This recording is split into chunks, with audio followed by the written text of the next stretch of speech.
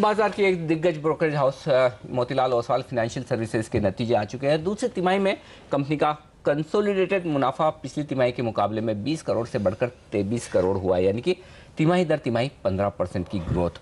जबकि आय में 110 करोड़ से के आसपास की आय आती हुई दिखी। 108 करोड़ से तो मामूली बढ़त वहां पर भी देखने को मिल रही है। और नतीजों पर ही बातचीत करते हैं। हमारे साथ कंपनी के जॉइंट एमडी रामदेव अग्रवाल साहब कार्यक्रम में शामिल हो रहे हैं। रामदेव जी, स्वागत है आपका सीएनबीसी आवाज पर।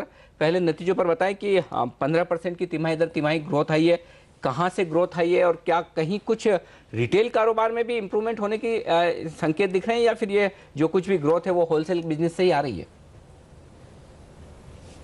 नहीं, ब्रोकिंग बिजनेस में थोड़ा इम्प्रूवमेंट है। क्लियरली सिक्वेंशियल क्वार्टर्स में थोड़ा सा इम्प्रूवमेंट है, but actual year on year still we have declined. So if we see the recent trends, तो clearly Q2 is better than Q1, और इसमें रिटेल और इंस्टीट्यूशनल ब्रोकरेज दोनों ने पार्टिसिपेट किया है। तो बहुत हल्का सा एक टर्न है, 2-3% ज़्यादा रेवेन्यू आया है, and that too mainly because of September.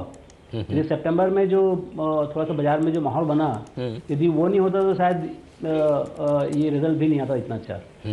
और अक्टूबर में जिस तरह का मोमेंटम बरकरार है, क्या उम्मीद करनी चाहिए कि अगली तिमाही इसके मुकाबले में काफ़ी बेहतर होगी? पिछली बार हमने 15% तिमाही दर तिमाही ग्रोथ देखी, क्या उम्मीद करें 25-30% की ग्रोथ के आसपास की तिमाही हो सकती है दिसंबर वाली?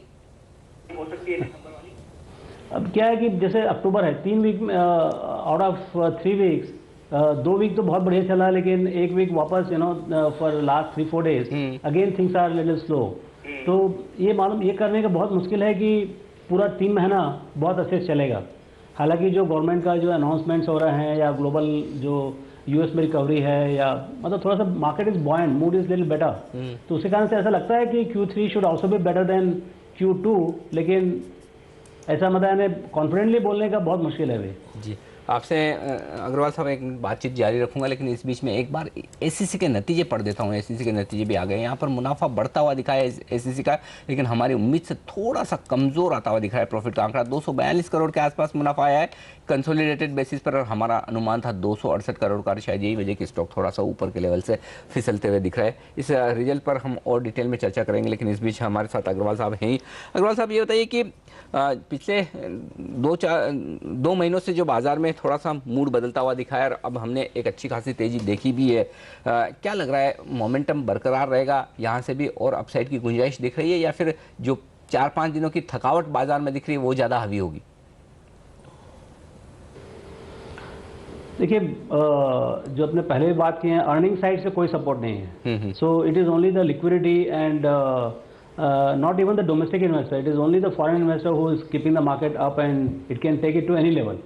मतलब क्या हो गया कि जो आपके जो valuations are attractive, I mean earnings are low, earning growth is not very high, लेकिन valuation भी नीचे है, 15-16 का P है, तो यहाँ पर मार्केट में री रेटिंग होने का काफ़ी जगह है।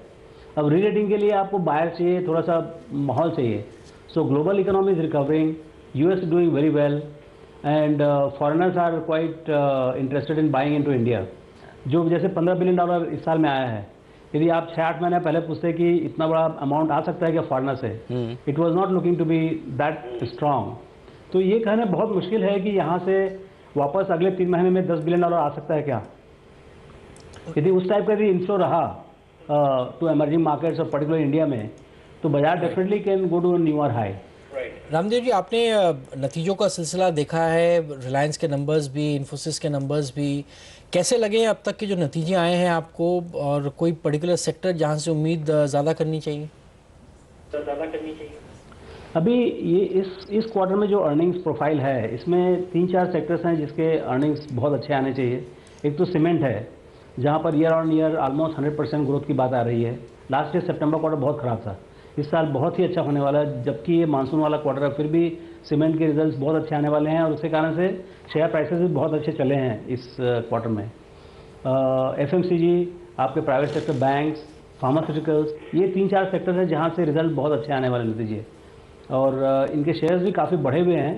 लेकिन ये एक ब्राइट स्पॉट है पूरे रिजल्ट सीजन में मेरे हिसाब से। लेकिन एफएमसीजी में आपसे एक राय चाहिए, क्योंकि नंबर्स आप कह रहे हैं स्ट्रांग होंगे, इनमें काफ़ी रनअप हो चुका है। तो एचयूएल जो आपको पहले 300 350 में मिल रहा था, अब आप देखेंगे ऑलमोस्ट डबल हो चुका है। आईटीसी भी काफ़ी भाग चुका है। तो क्या इन लेवल्स पर भी आपको वैल्यूएशन कंफर्ट है? क्या आप पैसे लगाने की सलाह देंगे? इसमें शॉर्ट टर्म जितने बायर्स हैं या मिड टर्म बायर्स हैं साल 1.5 साल के लिए, उनके लिए return could be very very muted. मतलब आप इतने महंगा खरीदेंगे तो clearly even if 15-20% earning growth रहा तो आपको रिटर्न बहुत लंबा छूटेगा नहीं, क्योंकि आपका valuation are stretch. But if you are buying for 5, 10, 15 years and you are buying a very good franchise like ITC और नेस्ले और Lever, they are expensive, but if you are buying for very long term still they are very good. But if you are looking for 1 year or 2 years, clearly these stocks will have very limited potential for return. ये interesting बात जो आपने कही अग्रवाल साहब की, एक तरफ जहाँ जो अच्छा है, जिसके रिजल्ट्स अच्छे आ रहे हैं वो बहुत महंगे हैं, और जो सस्ते हैं वहाँ पर अभी भी रिजल्ट्स को लेकर तो चिंताएं हैं ही, आगे किस तरह से होगा, जैसे इंफ्रा या फिर रियल एस्टेट या कुछ रेट सेंसिटिव्स हो गए। ऐसे में रिस्क रिवॉर्ड रेशियो के लिहाज से देखा जाए तो क्या खरीदना बेहतर है, हाई रिस्क वाले रेट सेंसिटिव्स या फिर डिफेंसिव? अनिल जी, ऐसा बात नहीं है कि आपको एक गलत ढंग का रिस्क लेने का जरूरी है, ऐसा कोई ज़रूरी नहीं है। आपको अभी भी कई अच्छे कंपनीज जो हैं वो एक रिजनेबल प्राइस में मिलते हैं। सिर्फ अच्छी कंपनीज बहुत ख़राब भाव में मिलने का बहुत कम चांस है इस मार्केट में। बट 13-14 टाइम्स 15 टाइम्स, जैसे आप जैसे टेक में देखिए, आप टेक में काफ़ी मंदी का माहौल है और अच्छी से अच्छी कंपनी भी आपको 13, 14, 15 के पी मिल रही है। आपको जो कंपनी समझ में आता है, यदि आप खरीदेंगे इस भाव से, इस वैल्यूएशन से, they are very good business they, और इनके जो प्रॉस्पेक्ट हैं they are impacted by US में स्लो डाउन के कारण से। तब वहाँ पर जब इकोनॉमी सुधरेगा अगले 2-3 साल में, तो क्लियरली ये कंपनीज की वैल्यूएशन सुधरेंगी। अर्निंग्स तो ऐसे भी 20-25% से ग्रो हो ही रही है। तो ऐसा मेरे ख्याल से काफ़ी अच्छे कंपनीज भी जो है रिजनेबल प्राइस में मिल रहे हैं। प्राइवेट सेक्टर बैंक्स, वहाँ पर भी आपको 12, 15, 20 के पी में अच्छे बैंक्स मिल रहे हैं। बिल्कुल। रामदेव जी, बहुत बहुत शुक्रिया आपका सीएनबीसी आवाज़ के लिए वक्त निकालकर अपनी कंपनी के नतीजों पर और बाजार पर बात करने के लिए और अपनी राय देने के लिए। तो ये थे रामदेव अग्रवाल साहब, जो कि जॉइंट एमडी हैं मोतीलाल ओसवाल फाइनेंशियल सर्विसेज की। कंपनी ने तिमाही दर तिमाही 15% की ग्रोथ दिखाई है मुनाफे में। 160 अंकों पर है सेंसेक्स और निफ्टी है 50 अंक की मजबूती के साथ। और वक्त है कमोडिटी अपडेट का। चलते